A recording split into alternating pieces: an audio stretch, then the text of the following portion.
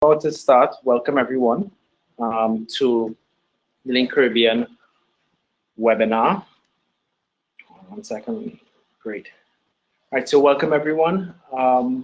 Thank you very much for taking your time during the day to attend this training webinar. My name is Jared Thomas and I will be your host for today, talking about how to create a winning pitch deck. We have just over almost 30 people so far. We're expecting about 69 people to attend the webinar, which is great attendance. And again, I think my objective is to pass on as much information I know about pitch decks. And hopefully by the end of this, you would have a great idea of how to strengthen your pitch decks if you are creating them, if you've already created them, and how to deliver them to the right audience at the right time, right? So let's dive straight into it. What we're going to do is we're going to run through all the slides first, because there's a slight technical problem whereby if I move to the Q&A part and then back, the slides continue changing, so you'll see different screens. So what I'll do is I will go through these slides, but please, as we go through these slides, write your questions. And at the end, I will try to go through all the questions and hopefully can answer all within the next hour. All right, so let's dive right into it. So this is just a quick agenda for the 1 hour session. I'll just talk a little bit about myself, talk a brief points on pitch deck preparation, and then we're going to talk about the slides, about the 13 important slides that we believe you should have in your pitch deck. And you know, pitch decks are not, it's not a rule to have 13 slides, but we'll talk a little bit about that just now in a little while. And then we're going to do a quick wrap up, talk about some tips, and I'm going to give you a resource that I think is extremely helpful in terms of understanding how to prepare your pitch deck. When I created this slide, I originally wanted to create a brand new company and come up with a pitch deck example that would be really unique and cool, and specifically to the Caribbean market, the Caribbean technology business. But started doing it, but it's a lot of information you have to put together. Pitch deck is something, if you really want to get it right, you have to take your time and bring it together, especially if you want to show the right data that's convincing.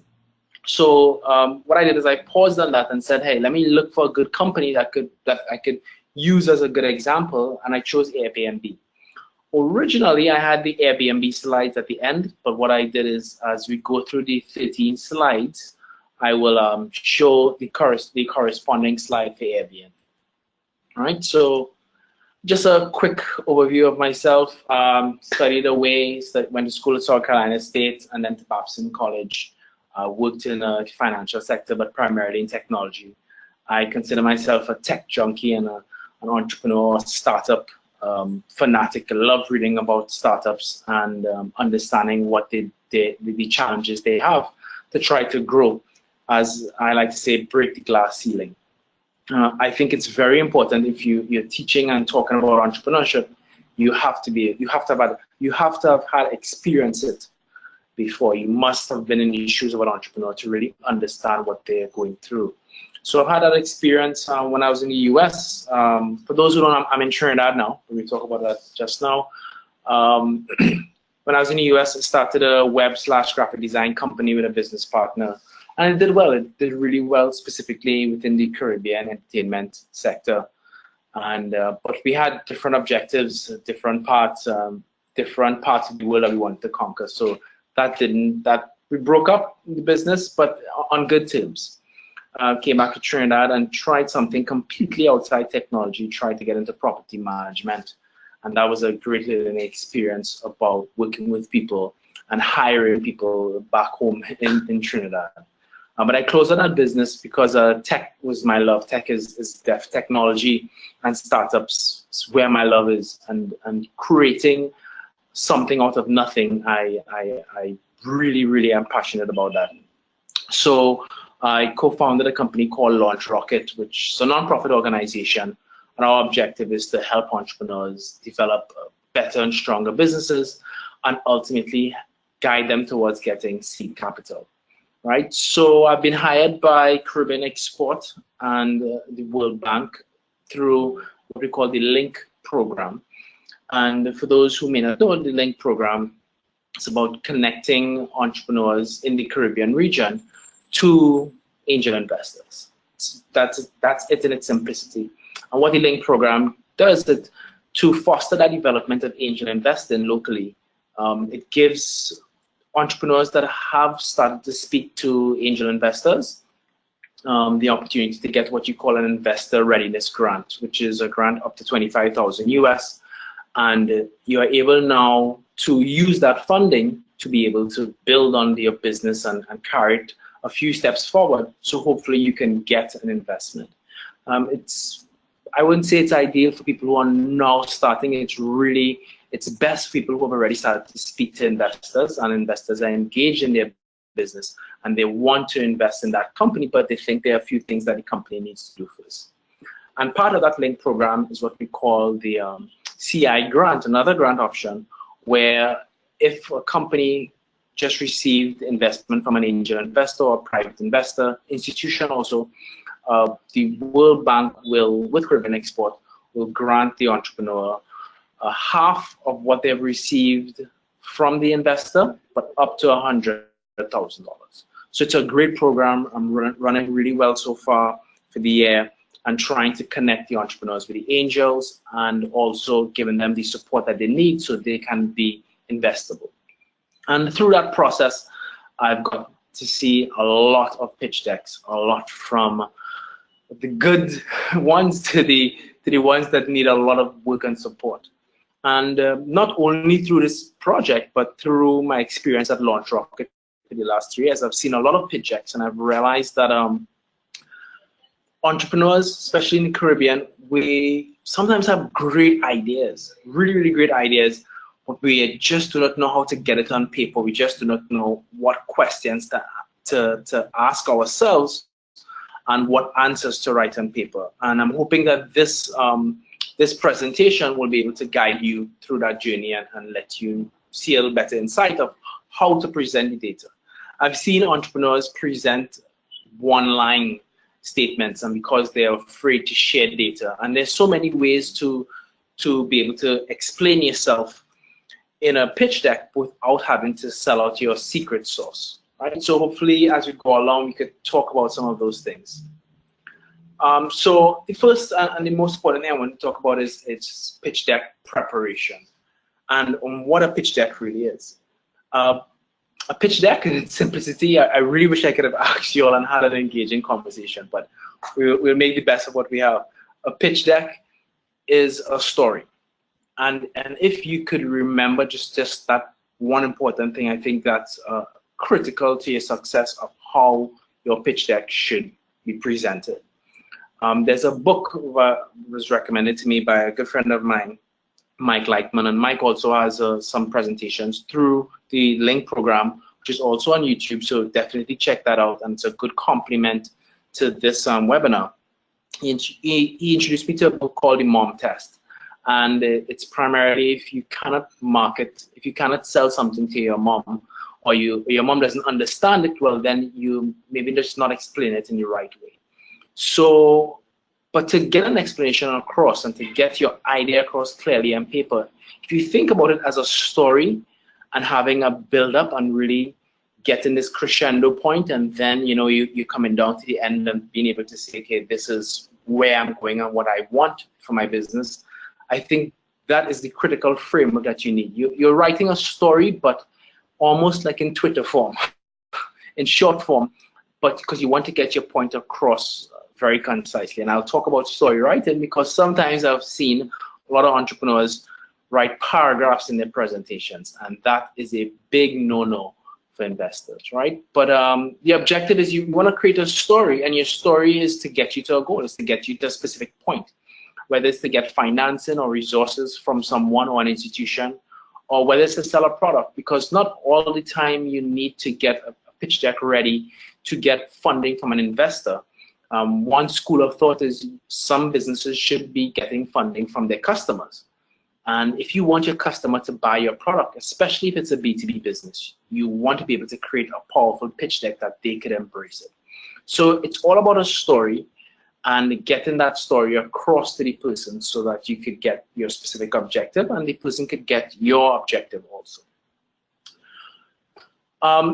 In telling the story, we've realized that there are two ways to primarily tell the story and the use of the word pitch deck. The first way is when you are submitting this deck or this presentation to someone, but you're not there to actually explain its slides. So the simple example is if you're emailing a presentation to an investor and they have to be able to review it and understand the slides that you're saying. The second option is being able to present your pitch deck to an audience, and now you have the ability to talk over your slides. And that is, it's not too much a difference, because I've seen people where they use both. They try to use either the one for an audience and they'll send it to an investor or someone to analyze their business, and vice versa, where they'll have one where it's a lot more detailed, which is the one you want to submit to someone, but they're using that same deck to present to an audience or a panel of judges. And I strongly agree that every presentation you have, if you start in your business, you want to be able to have at least two. One that's of a simple version where you can talk over it easily and the audience is not reading a lot of what you have on the slides. And the other one is where the audience can read, but can quickly get a gist of what you're trying to deliver, or the message that you're trying to bring across to them. Just a quick comparison in terms of preparing. You know, if you are sending a pitch deck or presentation to someone, it should be almost self-explanatory. You do not want the person to question too many things. However, I've seen too many presentations where people write paragraphs, like 2-3 sentences, and they're writing this long paragraph, and I have to read it, and I'm thinking, I need to run through this quickly, and I need to get it gist, and I shouldn't really need to be reading a full paragraph on your first or second slide. You should be able to break down this information in bullet forms. So it should be clear, but you want to be able to explain it in a nice, succinct way that the person can digest it quickly. Because especially if you're looking for investment, speed is the name of the game. You want somebody to quickly look at your presentation and think, I'm interested.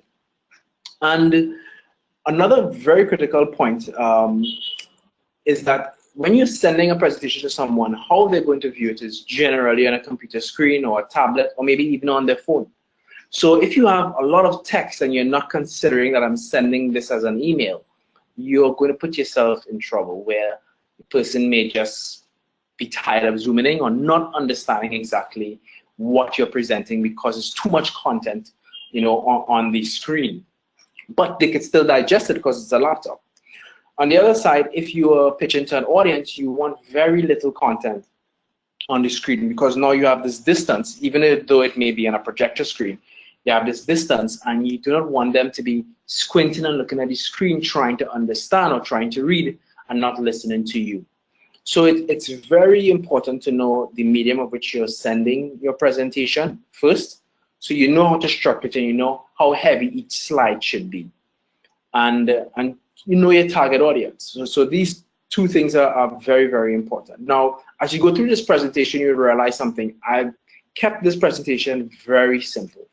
And I've seen a lot of simple presentations, meaning you don't have these nice colors, and you don't need to have, you do not need to always have pictures. It's great. It complements the text. Sometimes the pictures explain the words very quickly. And small, simple pictures are ideal. I didn't want to clutter to pictures because we already have the logos of the organizations that are involved. So I said, you know, let me keep it just very simple. I want to get my point across. And it's black and white. Most of you all may be watching this on computer screens. So I'm hoping that while I'm talking, you could quickly read and still continue listening to me. So you want to think of how this person is going to read or view your presentation. Very important at the beginning. But for today's webinar, we're going to focus primarily on a pitch deck that you're going to submit to someone, not necessarily one that is going to be shown via a projector to a panel of people. And it's very important that if you're sending it to someone, you really want to understand who you're sending it to. I've seen entrepreneurs have to adjust their pitch decks based on the investors that they're going to, whether they're going to venture capital or an angel investor, or maybe friends to ask them for funding. And sometimes, depending on which type of friend or which type of angel investor you're going to, someone may be more focused on your product. So you'll have to do a lot more slides about your product versus talking about your market size. Sometimes an angel investor or venture capitalist might be just focused on the team, understanding that ideas come and go, but they are so focused on, they want to have good entrepreneurs in their portfolio because they know if an idea dies, these entrepreneurs be able to join or another team or build another company. So they're looking at the strengths of the team.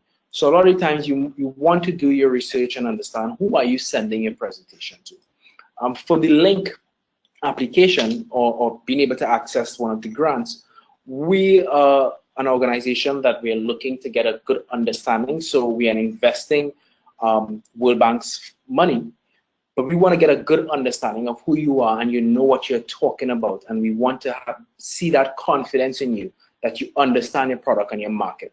And that's just a little insight in terms of if you're applying to RAIN. There's some guidelines, and if you guys do research, you'll see a lot of information on how to prepare pitch decks, especially today when every other company is trying to pitch for funding, whether it's an angel investor or to a venture capital or to the bank. Everybody's creating a pitch deck, and there's a lot of software out there in terms of how do you create a perfect pitch deck. I do believe, yes, you want to be able to have some color and some nice tones. You don't want to use heavy dark or too bright colors, but it depends. I love when I've seen presentations that use pictures that depict the topic that's on a particular slide, and it could be background image or it could be a small image in the left or right corner, but you want to be able to have a nice, clean, simple presentation. Generally, for pitch decks where you're pitching your business, you want to keep your presentation to 10, 20 slides, especially if it's the first time. You want the person to digest your information or get the story, but you want to be able to just answer enough questions that you have them inquisitive and wanting to learn more. And that's where the trick really comes in. It's not about putting all your information there on the slides, but it's about being able to get them inquisitive in terms of what your business is and they want to ask more. So an entrepreneur from Barbados sent me, he's currently in London, and he sent me his pitch deck and I want to learn more. And in his email, he said he has a much more detailed presentation. Now, I saw his presentation, I understood it, but I still wanted to learn more. So now he didn't give me everything up front. And that's one thing I see entrepreneurs trying to do sometimes. They try to cram everything into a few slides. All right, but run through this because I know time is going through. So generally, in your first pitch deck to someone, you want to send 10 to 20 slides. You don't really want to go too many unless you could still end it, but you could have an appendix section that could go into more detail if it's a technology or hardware. You could go into a little more detail if you want to give them more information, but you generally want your pitch deck to be between 10 and 20 slides. Clean and simple. There's a rule 7 by 7. And the rule varies, no more than 7 lines and no more than 7 words per line. Of course, when you go through this presentation, you realize some sentences have more than 7 words, but you want to keep your information clear and succinct. There's another rule by Mr. Kiyosaki, and his rule is 10, 20, 30. I believe it's 10, no more than 10 slides. I forgot what 20 stands for, and the 30 is 30 size font. So there are a lot of rules in terms of how you format your pitch deck that you could find on the internet. But what's really important is in terms of when you're presenting, especially if you're going to present to an audience, you do not want to read your slides. I've seen too many entrepreneurs, again, read exactly what they have. And it takes away because the audience could read. So if they can read, you don't need to read it. You need to be able to speak on top of it. And most importantly, you need to be able to practice your presentations, because this gives you that confidence. If you think you're nervous or you haven't had enough practice in terms of presenting, you want to be able to practice in front of the mirror, in front of others, so that you can get that sense of comfort in being able to talk to people about your business and your idea. So let's jump into the slides, and the 13 slides that I think we think here at through Link that are important in terms of if you're presenting to Link or to an investor within the Caribbean. And so the first slide, it's very simple. We all know this is the title slide. The title slide, you can have a graphic. You want to be able to have a graphic at the front because it's the first page that someone is going to see. It must be depict your business in some form or fashion. But it doesn't have to be a picture, but you want to be able to portray whatever business it is. And most importantly, you want to have a really good tagline, like a really simple tagline that could catch the reader and say, okay, this sounds different, this seems interesting, let me continue, let me open the slide and continue, open the deck and continue. So an example in this case will be Airbnb. So I'm using, for those who may have come in late, I'm using Airbnb as an example as we go through the presentation. So very simple, they didn't have any logos, major logos as yet. This is their simple logo, their colors. And it's book rooms with locals rather than hotels.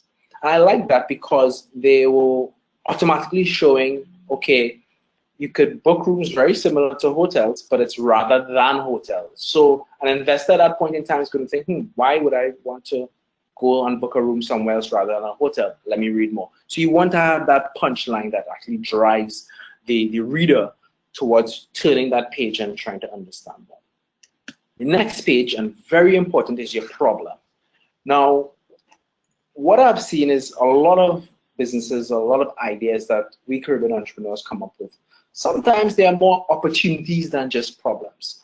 And going back to one of the webinars that Mike Lightman did, he spoke about whether or not you have your business is like a vitamin, or is it a painkiller?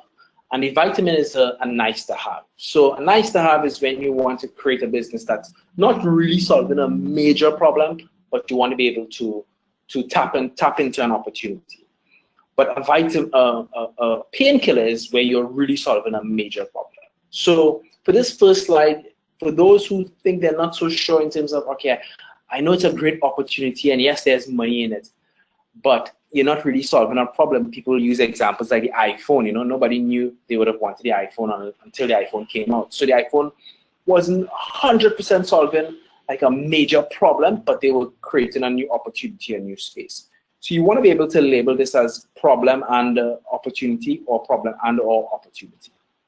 But you want to be able to clearly communicate it and be able to allow the reader to understand how you identify this problem or opportunity. Is it because you saw it?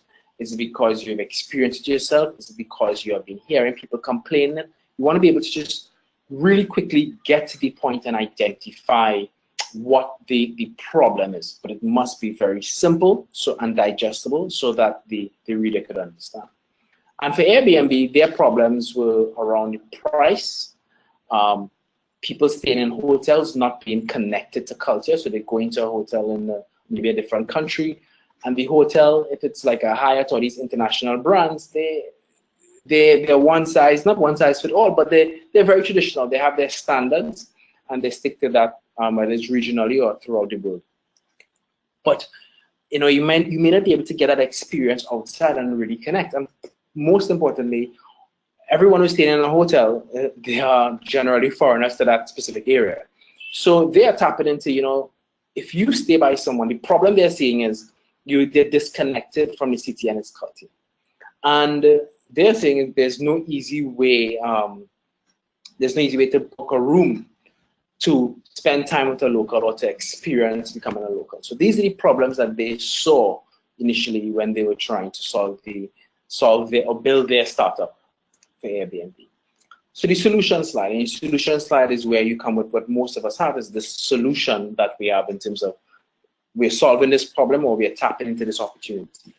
And the solution must be able to, again, succinctly state what you're going to deliver and the problems that you're going to solve. And you want to be able to identify 2 to 4 key benefits of this solution, right? So for Airbnb, they looked at some important things that were to their customers and the people that will be in their multi-sided market. For those who don't know, multi-sided market is where you have a buyer and a seller, but you're in the middle and you're just creating a platform. So like Uber is one of them also. So they looked at people wanting to save money because they believe people are willing to rent out their rooms at a much cheaper rate than going to a hotel. So people who wanted to stay in new areas, they got to save money.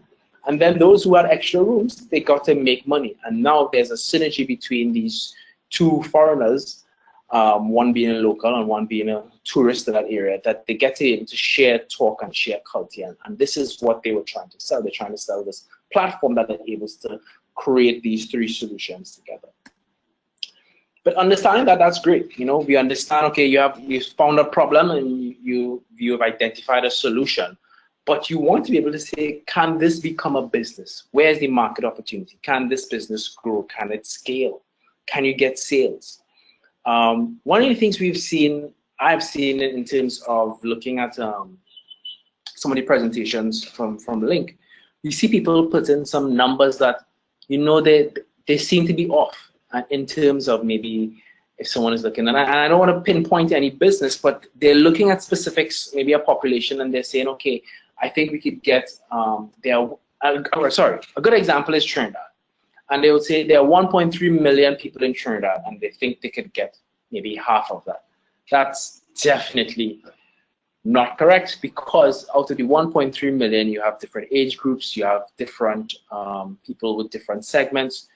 It just gets smaller and smaller and smaller because the full market is 1.3. So we could never, I will never, once I see someone telling me 1.3 million people in Trinidad, I'm realizing they're not really looking at their market, and they're looking at numbers, trying to make it seem as if they're this huge market to go after. And that's the wrong thing. You really want to be able to zoom in and find the key attributes or the key attributes for your target audience, which is whether you want to build a business that is targeted to persons between ages 25 to 45, or maybe teenagers, or maybe you're building a business that's targeted to women between 25 and 40. But you want to get specific and really try to get some idea of the numbers. Now, I know one of the hardest things in the Caribbean is getting data, but there are some tricks that hopefully I'll be able to go through this, or if it's not specifically in the slides, I'll be able to explain of how you can guesstimate some good numbers. And you want to be able to show that there's, you know, this market wants your product, this market is looking for your product. So let's see what Airbnb presented. For their market validation, they saw, wow, there were businesses out there that were kind of solving some of the things that they were doing. So Couchsurfing, which existed long before Airbnb, and they had these large number of users. Craigslist had this large number of users where people are renting their rooms or renting a home, or allowing people to come and stay on their couch for a few nights. They understood that there was this market there, but they wanted to make it a little more formal, not just connect people and then people go to the location and make the payments. They wanted everything to be seamless. So if you're using a credit card, you know, everything is just seamless. You basically, your credit card handles all the transactions, accounts are connected. They wanted to carry it to a different level. But at least from their market validation, they realized there is a market, there is an opportunity. And they even looked at the market size. Now, they got this data looking at 2 billion number of trips booked worldwide, looking at 2 billion trips booked. And then, you know, if you look at people or the specific market that's looking at those who are looking for a budget and using online transactions to book a trip, it got a little smaller. And then they're looking at their potential market of those people who will buy with Airbnb. And they looked at some of the numbers. Now, one trick you could do in terms of trying to guesstimate your market size is looking at competitors. So if someone were to try to do an Airbnb within the Caribbean, you could actually look at Airbnb's model and realize, okay, you know, if they're looking at a potential of 2 billion, and we could, you look at some economic data in terms of revenue or travel data in terms of the Caribbean. I'm 100% sure there's some form of data out there. But in terms of their multipliers, or should I say dividers, you want to be able to use that as your template. So if you're looking at a market size within the Caribbean or within your country, you want to be able to say, okay, I'm going to use Airbnb's model where they're taking 560 million market size is 28% of that 2 billion, and the 84 million market size, that specific segment that would use Airbnb, is 15% of that 560 million. So this is a template where you want to be able to look at some of your competitors and see, okay, well, can I use their formula to make your assumptions? And what this does, even if you may be wrong, if you're pitching to an investor, an investor understands, oh, okay, you've studied, you don't have data, but you've studied a competitor or a business that's similar, and you have used some of their data to be able to make your analysis of what may be possible. All right. The next slide you want to go on to is business model and your sales. So you've identified as a market, you've identified as an opportunity, and there are people who want to use your experience, or sorry, not your experience, want to use your product. And the question now is, how do you turn that into a business? How do you generate a revenue? Right? Very important. Too many times we entrepreneurs develop great ideas, but we miss that part of how do we generate revenue and continue generating revenue with growth. So you want to be able to explain this, but you want to keep it simple. So what Airbnb did, they said, all right, we'll take 10% commission over each transaction. So they're looking at a market of people who could potentially use their app.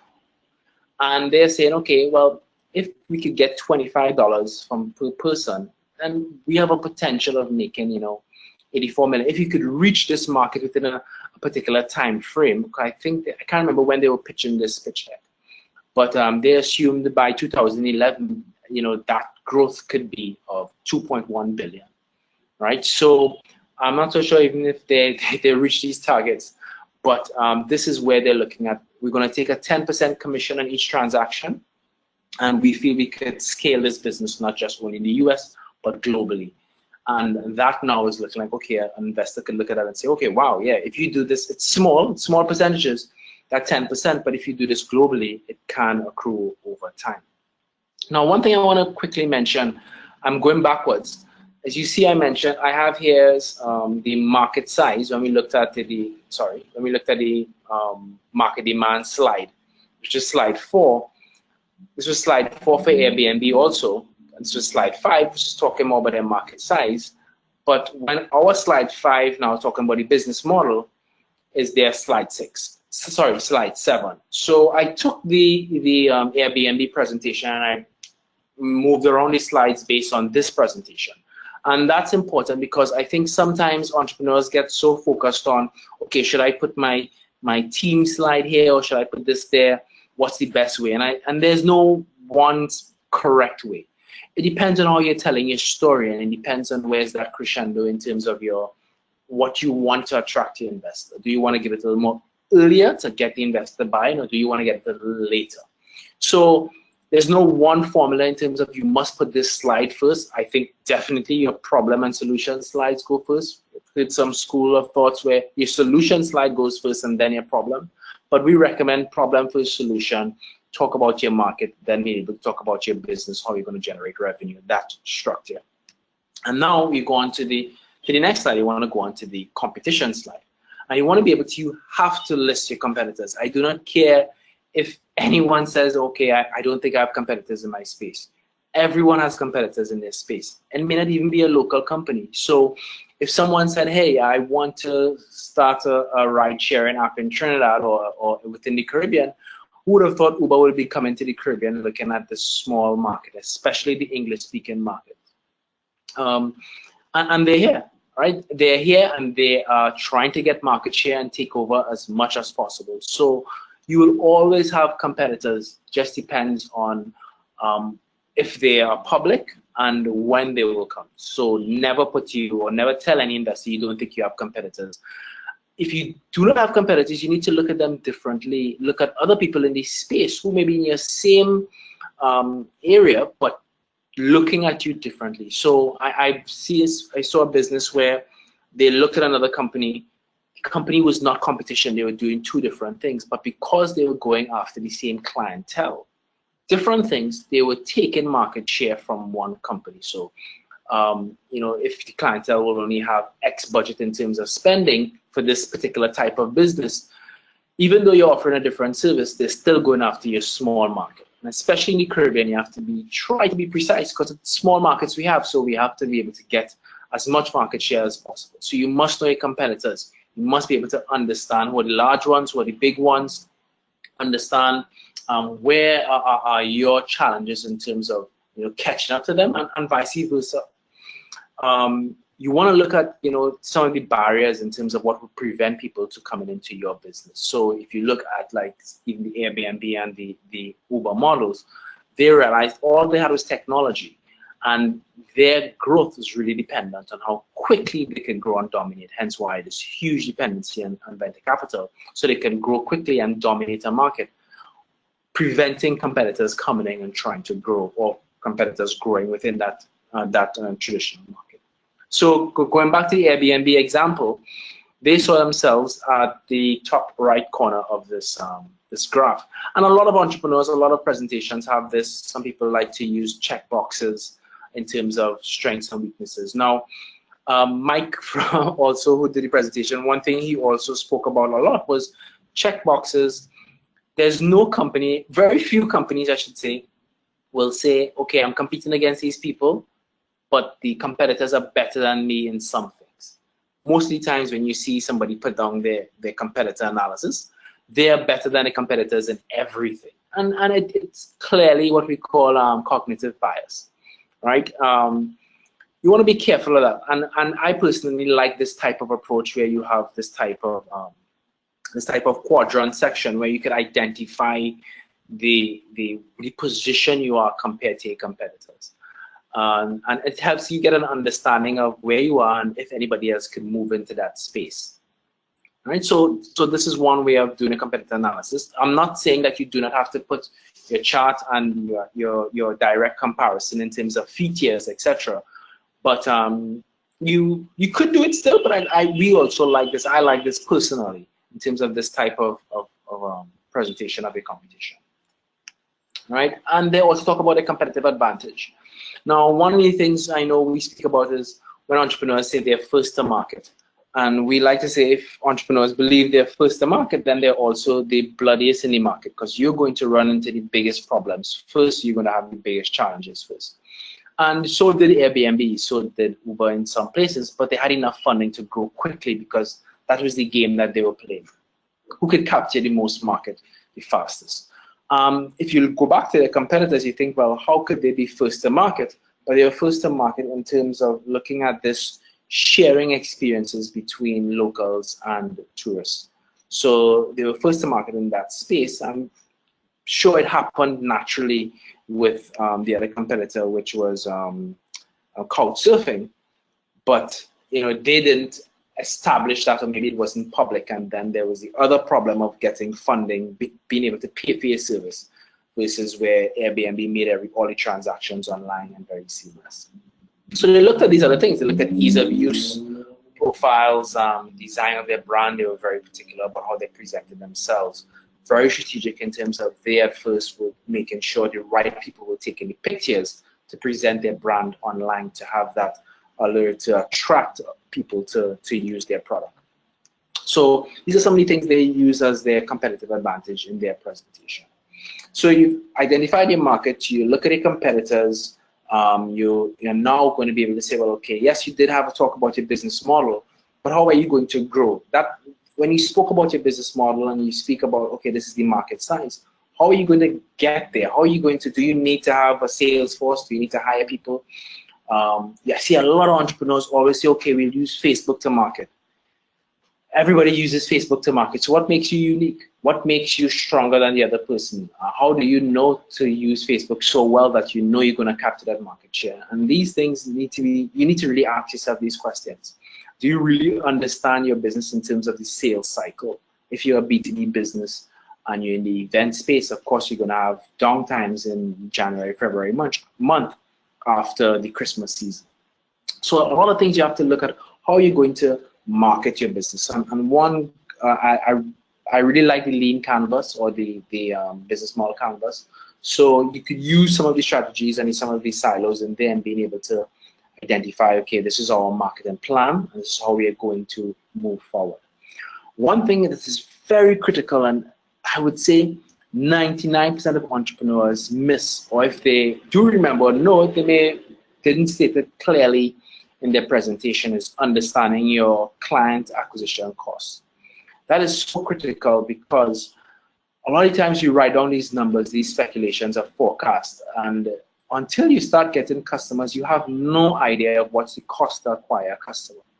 And ultimately, whatever is the price of your product must be more than the cost to acquire a customer. Or if the cost to acquire a customer is more than that, the price, it must be a recurring revenue, so it's a monthly fee, some type of subscription, so that within 3 to 6 months, you've already covered the cost of acquiring that customer. That is very, very critical. And in reality, the people who could really understand this are those people who have already spoken to customers and have already executed on sales and have gotten a better understanding of their price point. Lifetime value is great, but the reality customer acquisition cost is critical. And there are a lot of books out there, and there's one book I'm trying to remember. It's I think it's Lean Analytics, that talks about really looking at your customer acquisition cost and looking at different types of costs to make sure that you are going in the right direction. Yes, you may have a good solution, but if you don't know your customer acquisition costs, it could be problematic for you in the future, even if you have a great presentation, because you don't want to end up realizing, you're selling a product for $50, but it costs you a one-time product for $50, but it costs you $100, $150 just to get that one customer. So what was Airbnb's adoption strategy? How did they plan to scale their business? And they looked at events. People travel to go to major events, and they said, okay, this is an opportunity where we could target people and deliver our Airbnb experience. Looked at partnerships with Orbitz and Kayak. And they also looked at using some of their competitors, Craigslist, which I think was really smart in terms of Craigslist. It wasn't a direct competitor, but Craigslist was a platform just as Airbnb is also a platform. Team. You hear VCs, angel investors, different people who want to invest in entrepreneurs. A significant portion of them say, what's critical is team, and the team. You want to be able to show the strengths of your team. I've seen presentations where I know the entrepreneurs are strong and the team is strong, but the entrepreneurs don't play the talent that they have. They're not showing the strengths of some of the entrepreneurs on their team. Sometimes they're so focused, and I'm being real, sometimes we entrepreneurs are so focused on ourselves and our ideas that we do not give credit to the other entrepreneurs or the other co-founders or the team members that are helping us.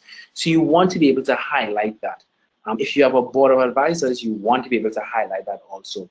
So your team is important, because if someone is on your team that has experience, the potential investors could look at that and think, okay, well, maybe I could give them a shot because either I know that person who's on their team or I have confidence with that person on their team. And if you look at the team for Airbnb, looks like these guys have a lot of experience. The Joe, he has a patent, which shows that he has some experience and being able to build some great things. Brian, he has a business background, so it shows that, all right, yes, we have a user interface and a design person, but we have somebody who is focused also on business and making sure the company can make money. And then we have a developer, because the company is running on software technology, so you must have a lead developer who can carry you forward. I know in the Caribbean it's challenging sometimes to find the right talent, and even if we find the right talent, it's difficult to sustain them, so we end up sometimes going out and outsourcing our products. But you want to be able to have that technical person on your side who will be there, whether it's a mentor or an advisor or somebody on your side who has that technical experience, because if you're building a technology company and everybody in the company is marketing or finance or some type of background, and you do not have a technical person, the chances of failure is high, because, not failure, I mean the risk, not failure, I take that back.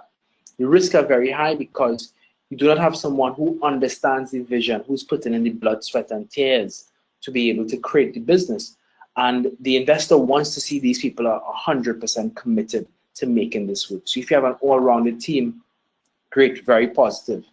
And if you look, I'm not so sure if everybody could see this clearly because the slides may be a little small, but at the end, at the bottom, they have very tiny, one of the CEO of and co-founder of Justin TV. For those who may know Justin TV, it's one of the big brands that came out of Silicon Valley, as the advisor. And that's powerful. That's really, really powerful. So if you have an advisor who has that strength, we're not asking people to name drop. It's not about name dropping. This is really about people who believe in your business and they're willing to pick up the phone and make connections for you because they believe in your business. You want to be able to have those people on your team and be able to showcase it to potential investors. Very critical. So next slide is the status of your company. A lot of the times we talk about, you know, the where we want to go on this huge market opportunity. And sometimes we forget of where we are. Where we are, and where we are, a lot of times can convince people that we are doers and we entrepreneurs can get things done compared to just only talking about pie in the sky dreams.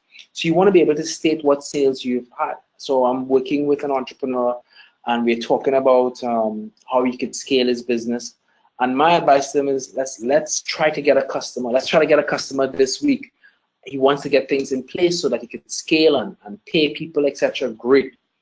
But if you do not have customers, how are you going to convince an investor that you can sell and drive customers? You need, if you have customers, that's great, and you want to be able to leverage that. If you have testimonials, you want to be able to leverage that. There's software out there that you can leverage that, where you could get people to give you feedback on Facebook, and it shows on your website. So there's a lot of strength in being able to show where you are at that time, right? And you want to be able to compare your sales pipeline to your cash that you have or when you go to break even. And you want to be able to show your investors, this is where we're at. There's so much money we're going to be spending or burning, and this is where we want to move forward, because your investors need to know, all right, this is where you're at, and this is your next step before you reach that, you know, billion-dollar market, if it's real. Right? So what they did in terms of being able to show where they're at, they showed screenshots of their product. People to let people know they could search and see listings and then book a listing. They also had press. They had some publicity within some popular blogs, and this is critical because it shows, okay, wow, you're not just talking the talk, you're really there, and people are really vetting your business, so it has to have some credit to it. And of course, again, very important, user testimonials. User testimonials adds that strength so people could believe in your product, whether it's on Facebook or Twitter or whatever it is. Definitely get user testimonials, but you need to get customers. Very, very important, you need to get customers. Financial projections. This is one of the things that a lot of people are shy away from. And I understand when you're doing a presentation, some of us, we may not have the strength of being able to manage the numbers and explain. And then there's so many numbers. You can't put the entire spreadsheet there.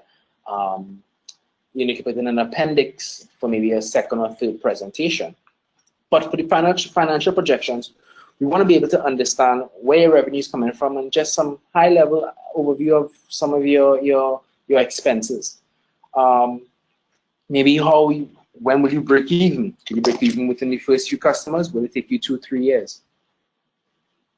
So the investor or the person reviewing your presentation wants to just get an understanding of if you yourself understand the numbers. Because sometimes I go through presentations and I realize the numbers are too high. They're making guesses and thinking they could get these markets, and they really don't understand the market well enough. Or maybe I don't understand the market well enough, but they didn't explain it in such a way where I felt I had enough confidence in their presentation. Right? So you want to stick to realistic. You want to be able to show some high levels. You could generally stick to the income statement structure to be able to explain your financials. And later on, or maybe in an appendix, you could have a little more detailed cash flows and that type of stuff. And Airbnb kept it simple. They're looking in terms of this is how much money we need right now.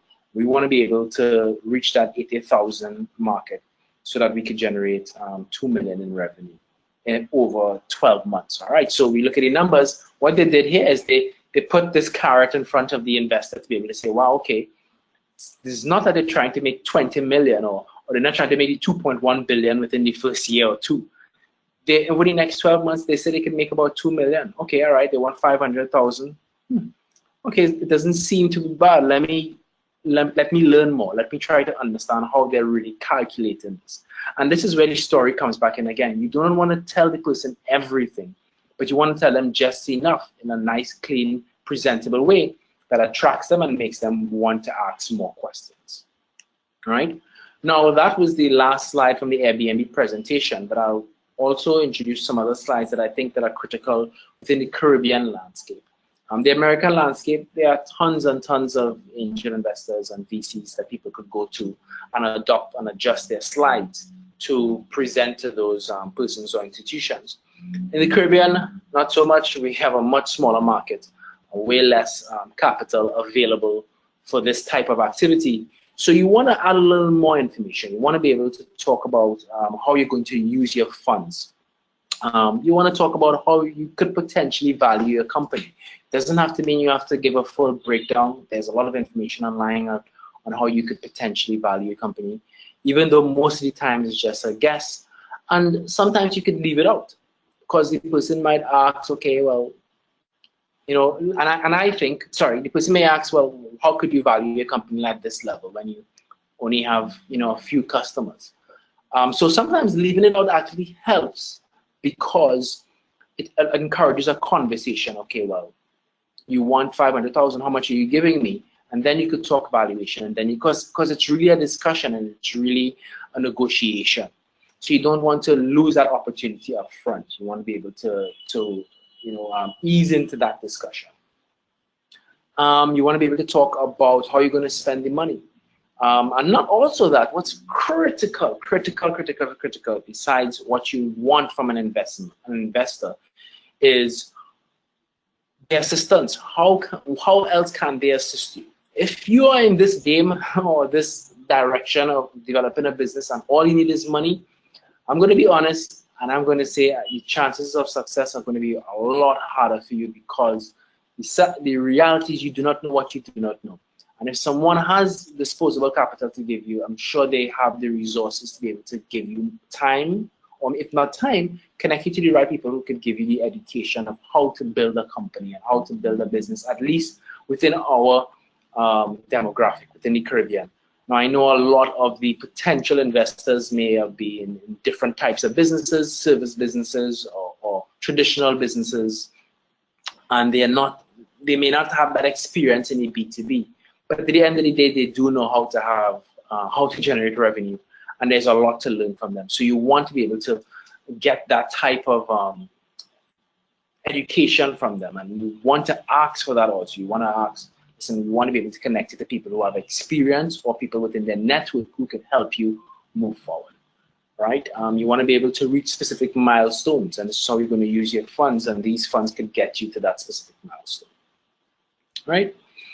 Another thing you want to be able to do is you could talk about your risk assessment, and it shows, if you have a risk assessment slide, it shows your honesty, at least around your competition, and you are looking at your business and you see the potential for failure. Even with Launch Rocket, we see the risk within this type of business and how our competitors affect us, etc. So you want to be able to look at your business properly and clearly say, okay, these are the risks. These are the type of market risk I have. This is the operation risk I have. You want to be able to look at these things and say, well, all right, you know, I have a risk of hiring people, and to mitigate that risk, this is what I'm going to do to put things in place. This shows the investor that you're thinking about your business strategically. So like with Uber, with Airbnb, they have risk. They have to put things in place to take care of that and to balance reality with optimism. Right, and very important, you want to be able to show a return on investment. You know, some decks have it, some decks do not. What we think is important.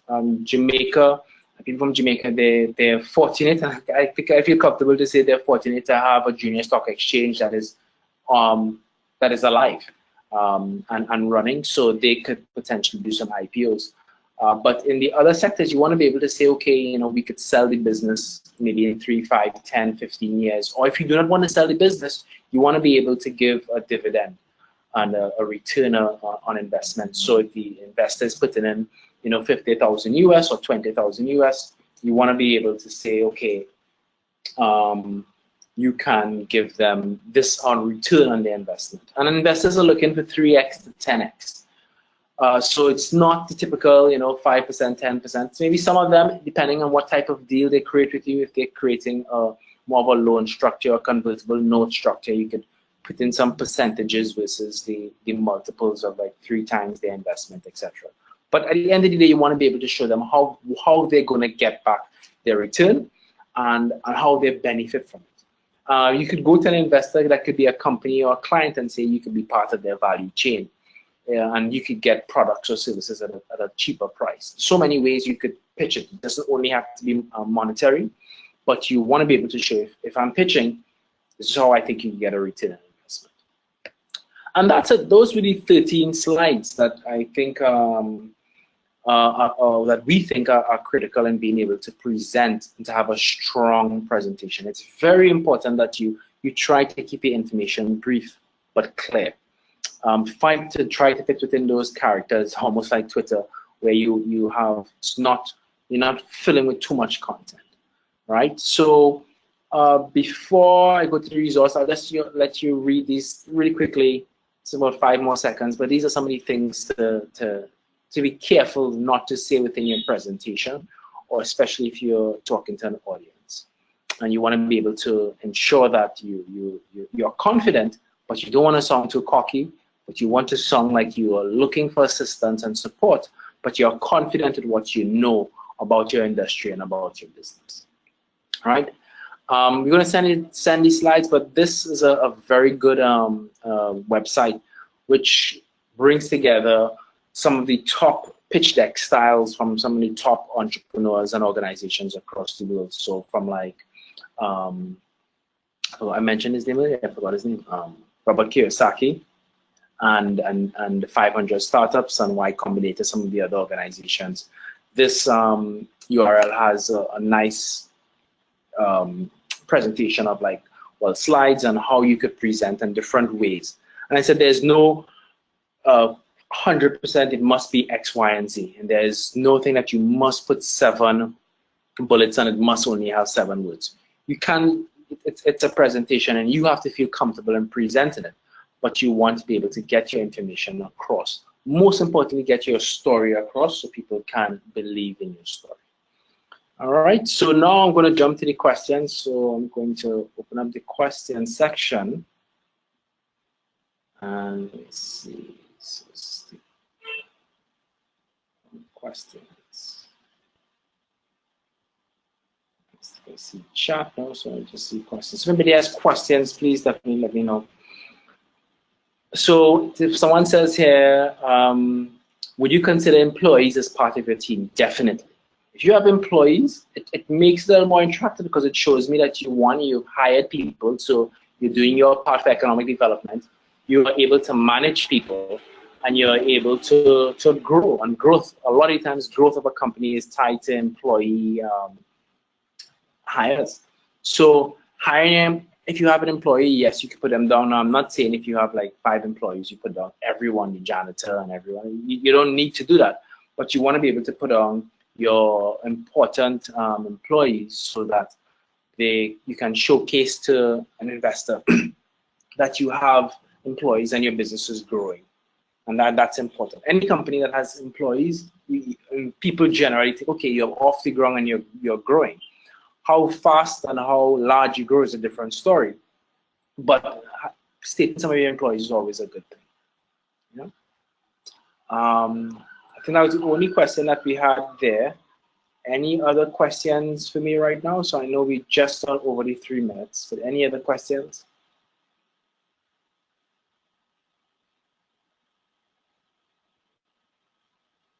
So from Bridget, she'd ask, why would you not speak about your IP?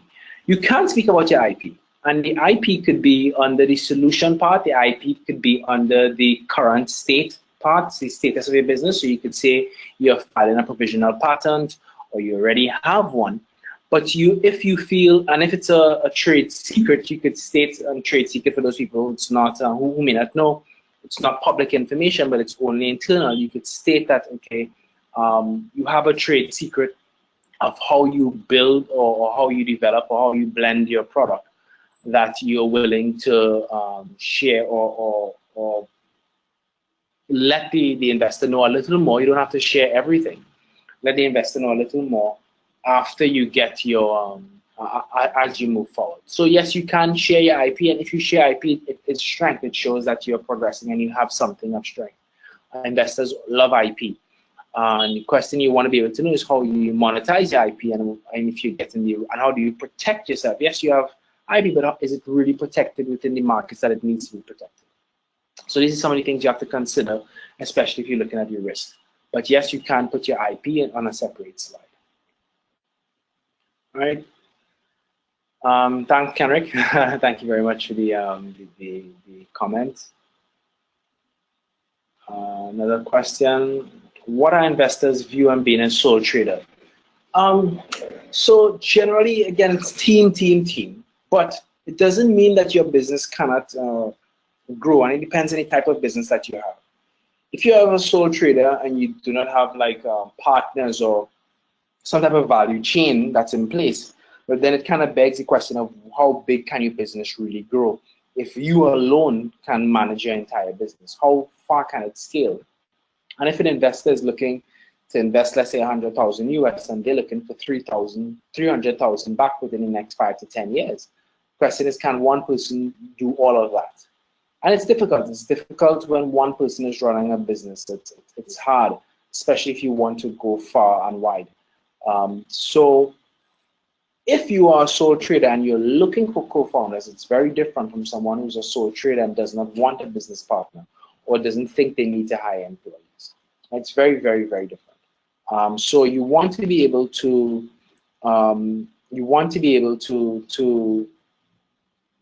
show your investor. You want to be able to show your investors that, listen, you may be a solo founder, but you're trying to grow, right? So that's one important thing. The other question, really quickly, is oh, you wanted to see? Okay, thanks. It was on the list of things never to say. Yes, I think so. Yes. All right. So the list of things never to say. So some of the things here.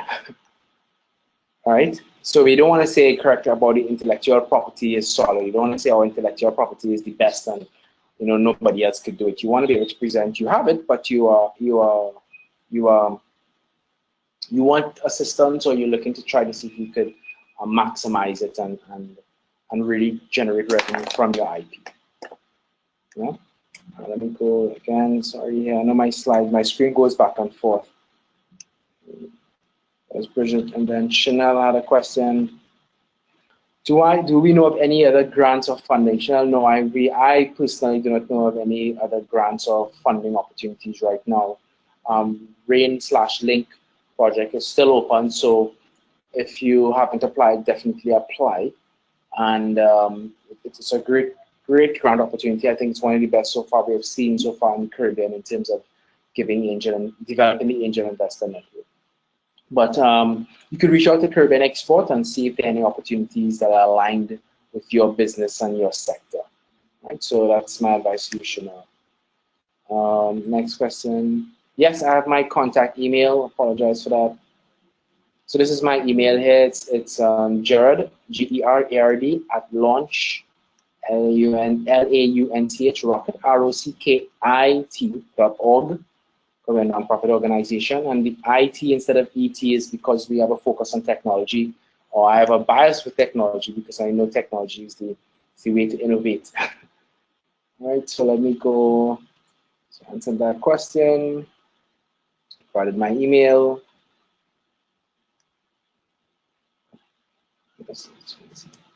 Can we reflect that we do not have private investors? It's only self-investment. I think it's Nova. Could you give a little further? Okay, I think I see it. that made the company? So can we reflect that we do not have private investments, only self-investment that made the company? Well, if it's self-investment that made the company, that's great, because one, if your company is growing, anybody who wants to get an investment, they have to take less than what you would have originally given them when you started. So that's one good point. But if you could explain a little more on what you mean by reflect, that would be really helpful. Oh, sorry, I think I just deleted someone's mistake. Is it relevant in terms of if you have built a business? Of course. So that status slide, you could put in that status, I've invested, $20,000, $30,000 in the business so far, and we have grown X, Y, and Z. This is where the investor knows you have skin in the game and that you're willing to invest in your own. You're willing to invest in your own business and not just trying to find money to get people to invest in you, but you are willing to also invest in your own business. You believe in your business. Because I've seen people who, they're out there for the funds, and then after they get the funds, they go on to the next grant or next project where they can get more money, and they're not really serious about building regional or international businesses. Right? So it is relevant to be able to showcase that investment that you made. Can we send these slides? So definitely Caribbean Export will be sending these slides, and everybody should have signed up. Who signed up would get an email, and Caribbean Export and Melissa most likely will be sending these slides. Okay. And I saw Nova, can we say it on the pitch? Yes, you can say on your pitch that you invested $20,000, $30,000, because it clearly shows that you're serious about your business. And if you invest that amount of money, it shows that. And if you do not show it, doesn't mean that you didn't invest. We could kind of guesstimate based on what has occurred thus far. So if you have done marketing, well, of course, you've done marketing because you've invested some money in marketing. So we could kind of guesstimate, depending on how far you are, how much you invested. But I think it's good to say that you invested X amount because it helps. Right? Should we mention that we already have the paper that to be functionable? I said, should we mention that we already have the paper that entitled us to be functionable? Not participating in international affairs. Should we mention this as well? If you do participate in international affairs, yes, you should mention it. You could mention it, but it is in what capacity? An investor doesn't want to know that you're flying everywhere, going to these conferences, and you haven't generated revenue as yet. Right? If your fairs have given you revenue, or if you attended a fair and you have generated revenue and you want to go back to other fairs, yes, that's great. And if you could be clear to show that, okay, I attended this trade show or this fair and I generated revenue, yes, you can put that in your status slides also. Yeah, so it all depends on what type of fair or event you're attending.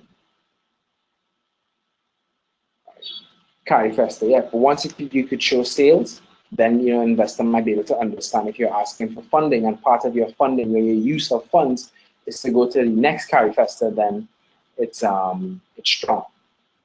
Right? Because if it shows that one CARIFESTA helped, then the investor might understand, okay, you may need another $10,000 or $5,000, whatever the case may be, to go to another CARIFESTA event. So guys, we are at just 3:15, just 15 minutes over. Any further questions?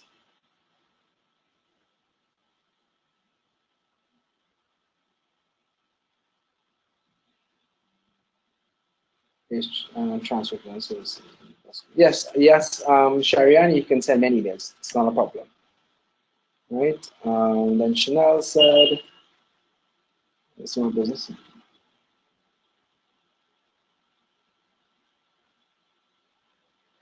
So Chanel, yes, I understand this problem. You have a business and the person wants 40 to 50% equity.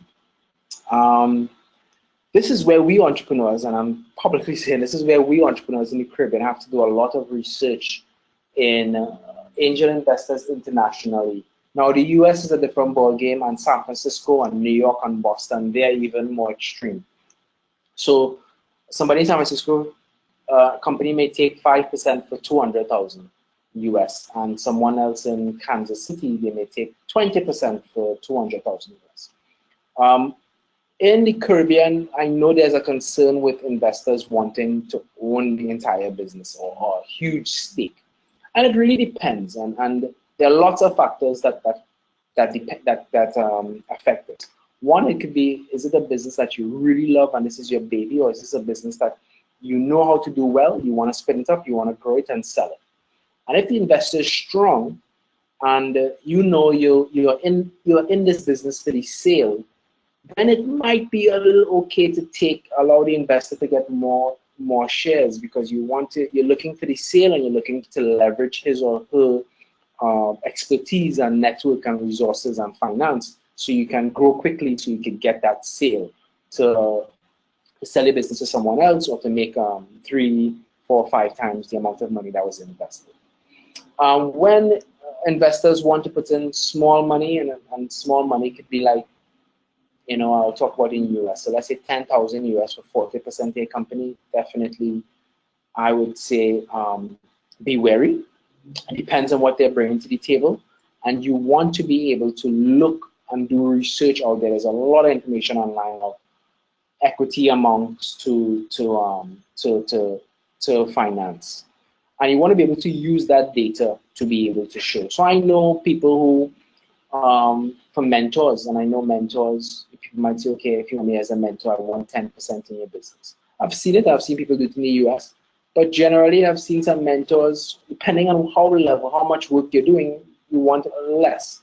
So there's a lot of work out there. There's a lot of information out there in terms of understanding. But you have to feel comfortable with the deal. I think that's the most important thing. If you do not feel comfortable with the deal, look at it over and challenge the investor.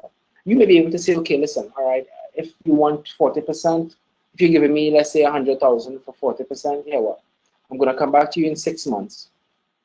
And if you could grow your business or bootstrap it to make it even a little more successful in 6 months, now you could say, okay, for that same 40%, I need like about 400, because you've just increased the value of the company. So you have to be really cautious of that. And if you feel it's not the right thing, well, maybe it may not be the right thing. Sherry, so I said, Sherry, yeah, you can email me, so that's fine. When will the Link Caribbean program end? So we still have grants open. So as we assign the funds, then we'll be able to know when it's going to end. But as of right now, it's still open, and communication with Caribbean Export, we could ask to try to see if we can get a little more details on it. But as of right now, the program is still open. All right. You're welcome, Sherry. Great mover. Great matter. Oh, World Bank funding. I'm not sure. This is primarily a Caribbean Export project. World Bank funding, if you'd be able to find on their website if they have any calls open for proposals, and see if it's something that could assist. Ari, I do not find place to submit. Shana, you're welcome. Never, you're welcome. Not a problem. All right, guys. So if you have any more questions, please send me an email. It's let me pull up my email again. So it's Jared A. Thomas. Sorry, Jared at, I was giving you my personal email, which is fine. Either one is fine, but I check this more than my personal email anyway. So it's Jared, G-E-R-A-R-D, at Launch Rocket, I-T, that's what we spell rocket at the end, .org. And if you have any other questions, just don't be afraid to email me, and hopefully I can answer it. Or if you go to the launchrocket.org website, there's a contact form, and you could always shoot me a question there, and hopefully I can give you an answer. All right, everyone, thank you very much. And if you have any other further questions, email me, and we'll take it from there.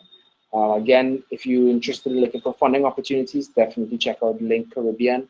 We have some, if you have not signed up for their email list, please do, because we have some really cool things coming up within the next few weeks / months within the Caribbean, for entrepreneurs to get a little extra support to build out their business. All right. Wish everyone the best, and hope to talk to most of you soon. Take care.